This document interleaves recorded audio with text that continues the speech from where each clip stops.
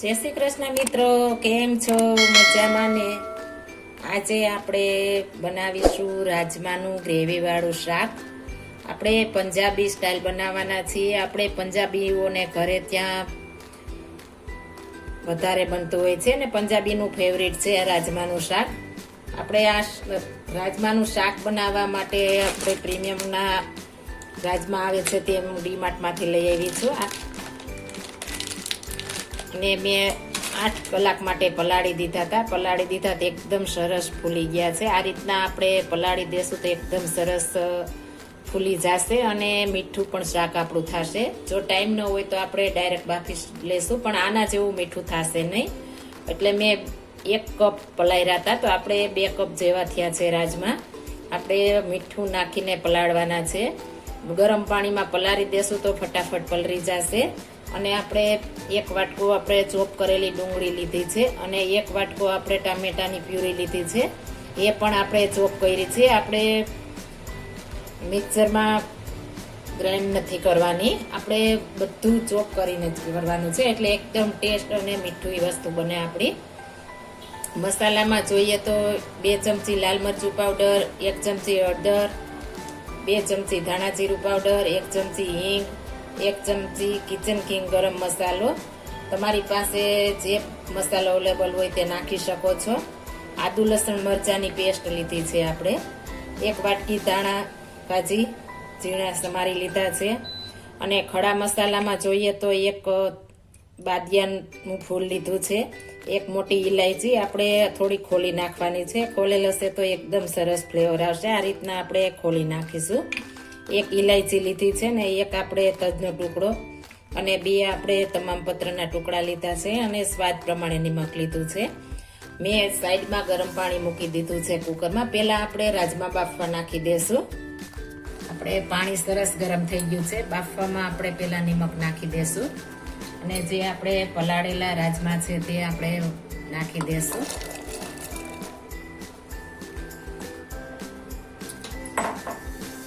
આને આપણે 4 થી 5 વિસલ વગાડશું એટલે એકદમ મસ્ત બફાઈ જશે. આપણે પલાળેલા છે એટલે વધારે જરૂર નહીં પડે.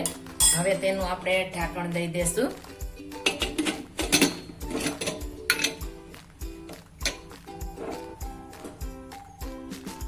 હવે આપણે 4 થી 5 વિસલ વાગવા દેશું. આપણે રાજમા બફાય ત્યાં સુધીમાં આપણે મસાલા મિક્સ કરીને આપણે પલાળી દેશું. મસાલા આપણે પલાળી નાખવાથી એકદમ સરસ ફૂલી જાય છે અને ટેસ્ટ પણ એટલો મસ્ત આવે છે. આપણે હળદર પાવડર, લાલ મરચું પાવડર, ધાણા જીરું પાવડર, ગરમ મસાલો ને સ્વાદ પ્રમાણે નિમક અને આપણે અડધી હિંગ આમાં નાખીશું, અડધી વઘારવામાં નાખીશું. હવે આપણે એમાં પાણી ઉમેરી દઈશું. બધા મસાલા સરસ મિક્સ કરી દેશું. આ રીતના આપણે બનાવશું તો એકદમ મસાલો ફૂલી જશે.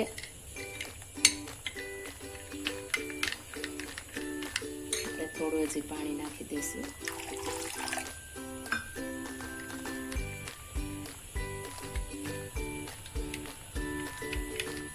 બધા મસાલા સરસ મિક્સ થઈ ગયા છે. હવે આને આપણે સાઈડમાં મૂકી દેશું. આપણે 5 સીટી વાગી ગઈ છે અને આપણે પ્રેશર પણ નીકળી ગયું છે. હવે આપણે તપાસી લેશું. એકદમ સરસ આપણે બફાઈ ગયા છે. આ રીતના આપણે બફાવા જોઈએ. આપણે પ્રેશર કરીએ ને દબાઈ જાય આ રીતના. આપણે એકદમ સરસ બફાઈ ગયા છે. હવે આપણે વઘાર કરીશું.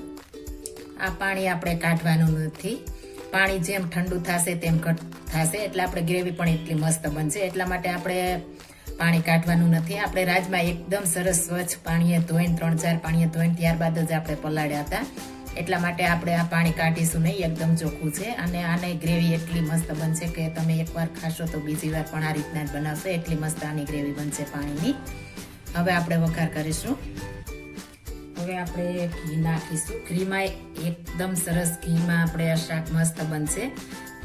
ઘી ન હોય તો તમે તેલમાં પણ બનાવી શકો છો, પણ ઘી જેવો ટેસ્ટ નહીં આવે. એટલે આપણે 2 ચમચી ઘી નાખીશું. આપણે ઘી એકદમ મેલ્ટ થઈ જવા દેવાનું છે. આપણે આપણે ઘી સરસ મેલ્ટ થઈ ગયું છે. હવે આપણે બધા મસાલા નાખી દઈશું અને આપણે આખું જીરું પણ સાથે નાખી દઈશું. એકદમ સરસ ફૂટી જવા દેવાનું છે. આપણે જીરું ફૂટી જાય એટલે આપણે હિંગ નાખી દઈશું. આપણે હિંગ પણ એકદમ સરસ ફૂટી ગઈ છે. હવે આપણે જે ડુંગળી લીધી છે તે નાખી દઈશું.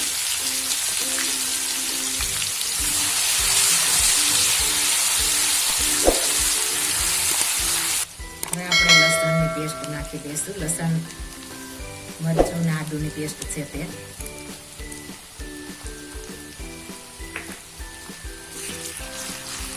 એકદમ આછો ગુલાબી કલરનું થવા દેવાની છે.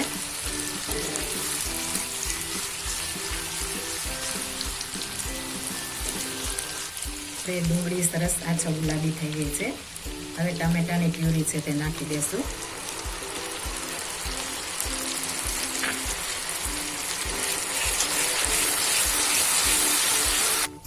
આપણે સરસ ગ્રેવી ચડી ગઈ છે. આ રીતના આપણે ઘી છૂટું પડવા માંડવું પડે.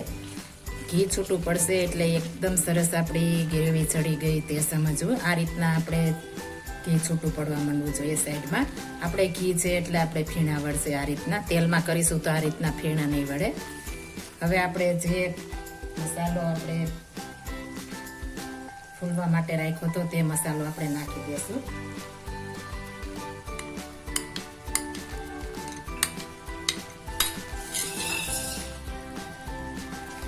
સરસ મિક્સ કરી દેશું.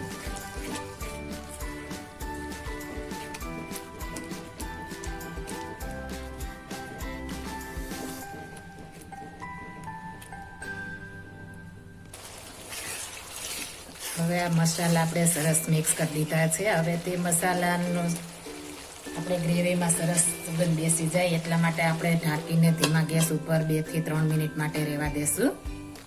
આપણે 3 મિનિટ થઈ ગઈ છે. તપાસી લેશું. એકદમ મસ્ત આખા કિચનમાં સુગંધ એટલી મસ્ત આવે છે કે આપણે ખાવાનું મન થઈ જાય તેટલી મસ્ત સુગંધ આવવા માંડી છે. આપણે ઘી પણ છૂટું પડી ગયું છે. હવે આપણે જે બાફેલા છે તે આપણે પાણી હોતા આપણે રાજમાં નાખી દઈશું અને એકદમ સરસ આપણે મિક્સ કરી દઈશું.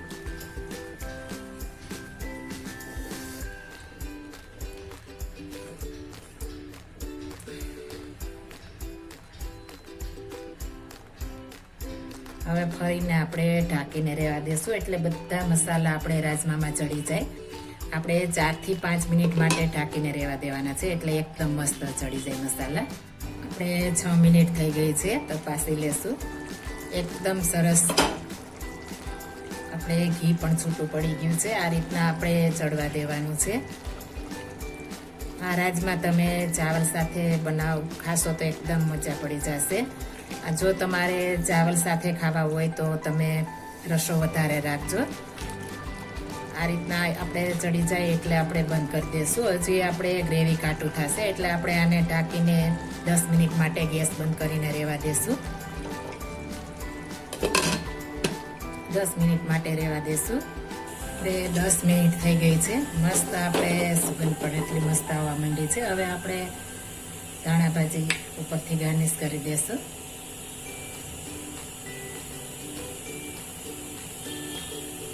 હવે આપણે સર્વિંગ પ્લેટમાં કાઢી લઈશું. આપણે સર્વિંગ પ્લેટ લઈ લીધી છે. એકદમ સરસ અને એકદમ ગ્રેવી વાળું આપણું રાજમાનું શાક તૈયાર થઈ ગયું છે.